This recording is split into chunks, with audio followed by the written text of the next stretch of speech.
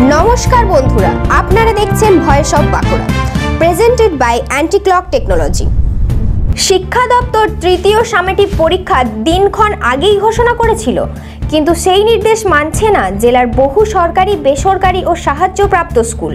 ফলে এবার শাস্তির মুখে পড়তে চলেছে একাধিক স্কুল কর্তৃপক্ষ। পর্দের মূল নির্দেশ ছিল ষষ্ঠ থেকে নবম শ্রেণীর তৃতীয় সামেটিক পরীক্ষা হবে 1 থেকে 10 ডিসেম্বরের মধ্যে, কিন্তু বাস্তব চিত্র একেবারেই উল্টো। অনেক স্কুল 24 নভেম্বর থেকেই পরীক্ষা শুরু করে দিয়েছে, এমনকি কোথাও কোথাও 7 থেকে 15 দিন আগেই পরীক্ষা করিয়ে ফেলা হয়েছে।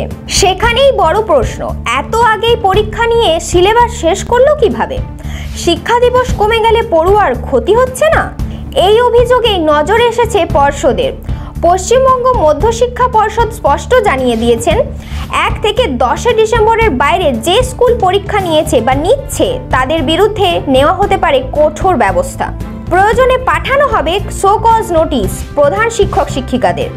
পর্ষদের যুক্তি, 1 বছরে 220 দিন ক্লাস হওয়ার কথা, কিন্তু নানা কারণে শিক্ষা দিবস কমে গিয়ে দাঁড়িয়েছে প্রায় 180 দিনে। এই অবস্থায় আগে ভাগে পরীক্ষা নিলে পড়াশোনা অসম্পূর্ণ থাকবে পড়ুয়াদের।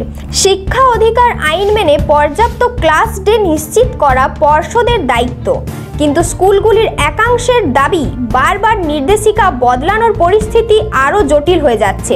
পর্ষদের সভাপতি জানিয়েছেন, স্কুলগুলোকে আগেই সতর্ক করা হয়েছিল, নিয়ম ভাঙলে অবশ্যই ব্যবস্থা নেওয়া হবে।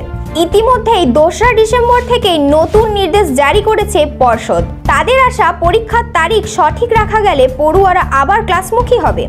বর্তমানে শিক্ষা জগতে তৈরি হয়েছে চরম বিভ্রান্তি।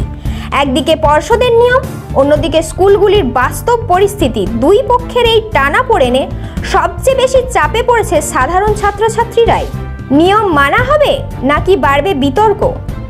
এই ধরনের গুরুত্বপূর্ণ খবর সবার আগে পেতে আমাদের চ্যানেলটি সাবস্ক্রাইব করুন আর ভিডিওটি শেয়ার করতে ভুলবেন না। আপনার মতামত কমেন্টে জানান আর লাইক শেয়ার করে ভয়েস অফ বাঁকুড়ার পাশে থাকুন।